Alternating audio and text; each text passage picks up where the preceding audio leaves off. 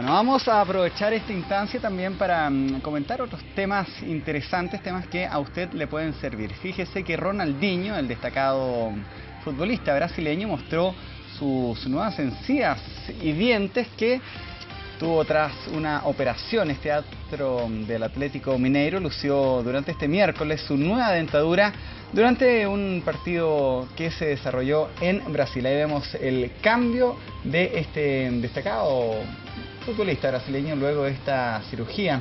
Estamos justamente en el canal 24 horas con el doctor Cristian Venables, el cirujano maxilofacial de la Clínica Locurra, que nos va a contar un poco de este tipo de cirugías y otras que también son muy solicitadas por la gente, se conocen como cirugías ortognáticas. Ortognáticas, pero hablando en un término más coloquial, es los conocidos como los cara de pájaro y los papiches. Cirugía de rostro en el fondo, cirugía de rostro. Doctor, ¿es muy común este tipo de cirugías en los pacientes? Y bueno, Ronaldinho dio en el clavo en hacérselo, o sea, el cambio es elocuente. Impresionante, sí. Cada vez son más frecuentes, o sea, hoy en día la gente consulta principalmente por un motivo de estética más que por un tema de función, lo cual nos ha llevado a nosotros a especializarnos cada vez más en temas estéticos.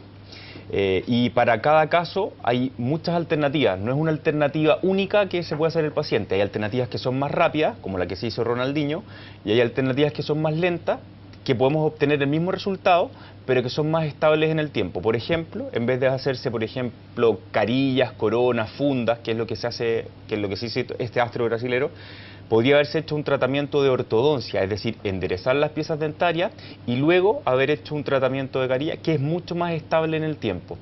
Ahora, como resultado estético, ambos funcionan perfectamente bien. ¿Cuál es el diagnóstico para un paciente como Ronaldinho? Porque es muy común también ver a señoras, por ejemplo, con una sonrisa o con una dentadura donde la encía se ve bastante.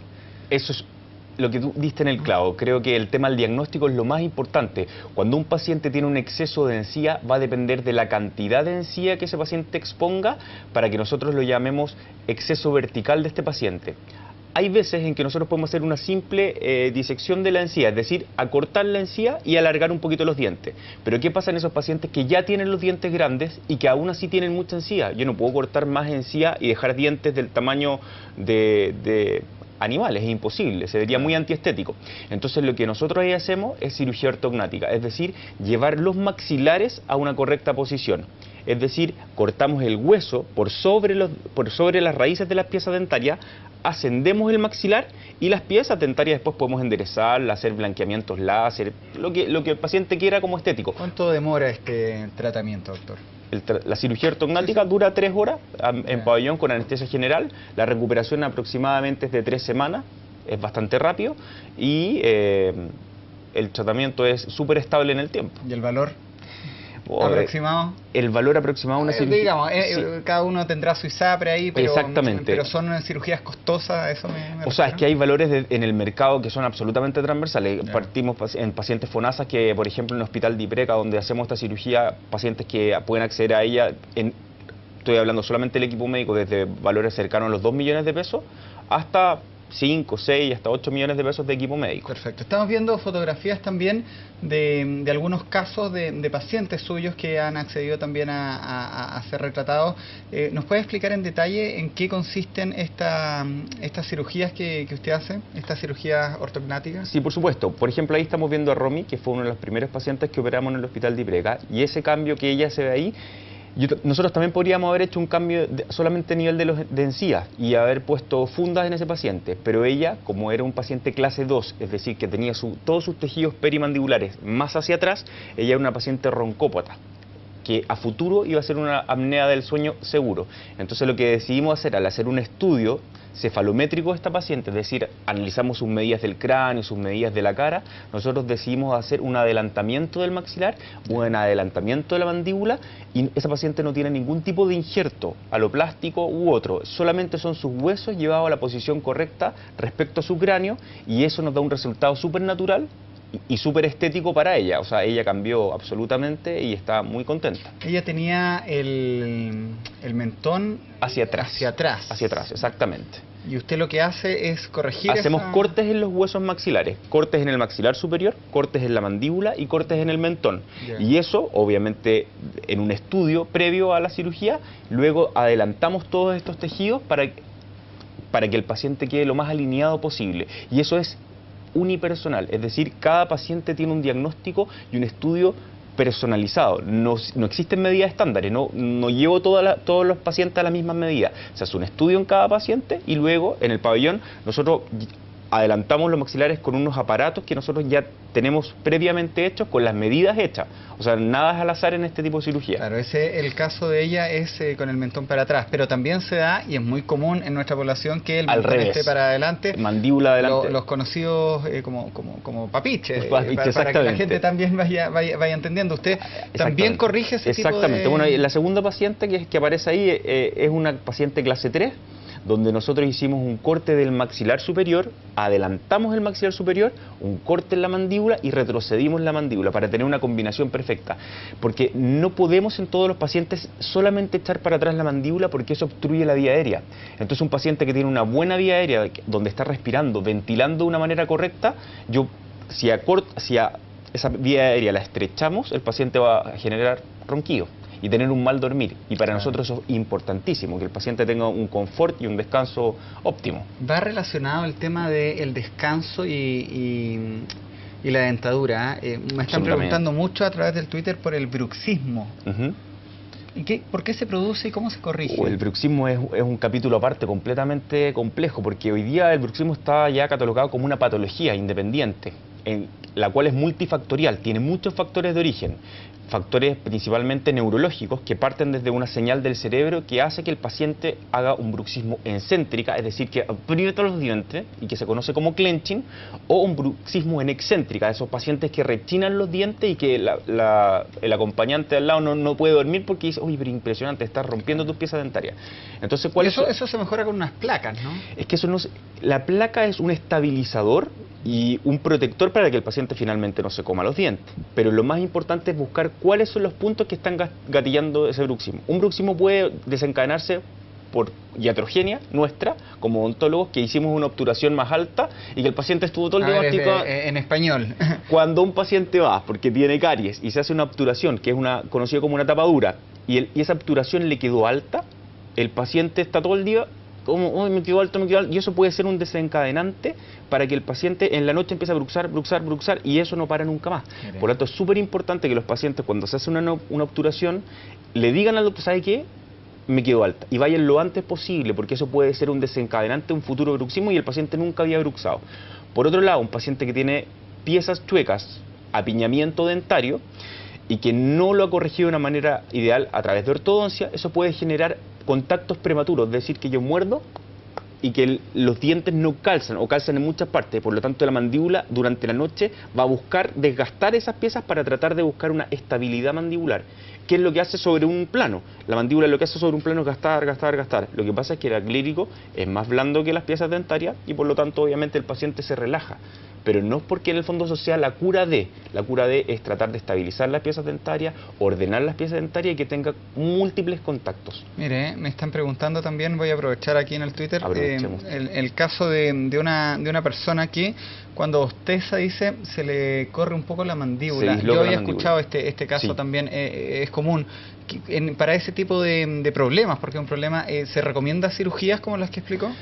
Es que depende de la magnitud y el grado de dislocación mandibular. O sea, si hay un paciente que constantemente se produce una dislocación mandibular, que generalmente son pacientes ya de más edad, o que tienen en el fondo una exageración del estiramiento de los ligamentos, existen cirugías para corregirlo que son bastante complejas, que es una técnica que se llama Miro, que uno desgasta los huesitos para que la mandíbula nunca se disloque, sino que pase y vuelva continuamente. Pero la idea es tratar de evitar la cirugía y al revés, entrenar la musculatura, porque la musculatura y los ligamentos son los que hacen que la mandíbula se frene. Es igual que como estamos frenando como en un caballo. Por lo tanto, lo que hacemos es, a través de kinesiólogos, en un equipo multidisciplinario, entrenar esa musculatura para que la mandíbula se mantenga. Pero depende de la edad del paciente y el grado se deriva de la dislocación. Sobre lo que usted explicaba recién de la mandíbula inferior hundida, Jorge le pregunta si es posible quedarse con solo 4 molares y 4 premolares para corregir esta mandíbula inferior un día? Sería ahí... Difícil pregunta, porque... habría que verlo. Sí, habría que verlo. Todos los casos son independientes, no podría decir... En general, sí existe, eso se denomina arco acortado, cuando finalmente hay pacientes que han perdido piezas dentarias, segundos molares, que son fundamentales en la masticación, dependiendo de la edad del paciente, de la característica de su musculatura. Hay pacientes que tienen unos maséteros sumamente poderosos y grandes. Entonces yo no le podría decir al paciente sí, que es así, porque lo más probable es que termine generando un daño en los molares que le queden. Pero si es un paciente de sexo femenino, que tiene maséteros relativamente delgados, no habría ningún problema en que el paciente se quedara con un arco acortado. ¿Y las cirugías para alargar los dientes también son muy comunes? Sí.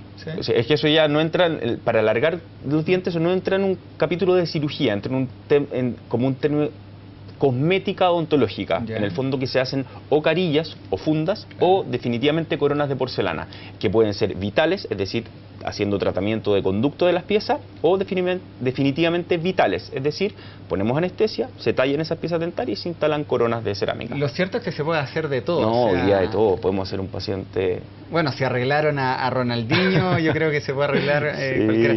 Lo último, doctor, para concluir y agradeciendo su tiempo a esta hora, consultan también, hay mucho interés en torno al blanqueamiento de dientes y a estas técnicas. ¿Cuáles se recomiendan? ¿Cuál es más efectiva? Hay un caballero que me dice ahí que él se hizo una y quedó con mucha sensibilidad. ¿Se van eliminando capas del diente? O sea, ¿no se pueden hacer tantas también? ¿Qué puede decir usted del blanqueamiento dental? A ver, el blanqueamiento es un capítulo también aparte que es bastante extenso porque hay muchas técnicas. Lo que nosotros siempre recomendamos es que siempre lo hagan bajo la tutela de un profesional, porque hoy día a través del comercio, eBay y otro tipo de farmacias incluso, venden muchos productos para blanqueamiento. Hágalo usted mismo en su casa. El problema es que nadie supervisa esos tratamientos y el blanqueamiento finalmente es un químico que es cáustico. Entonces cuando el paciente, este blanqueamiento escurre hacia la encía o hacia la faringe, hemos tenido grandes problemas para hacer tratamientos de estas heridas de otros pacientes. Ahora, recomendación, que lo hagan con un profesional certificado.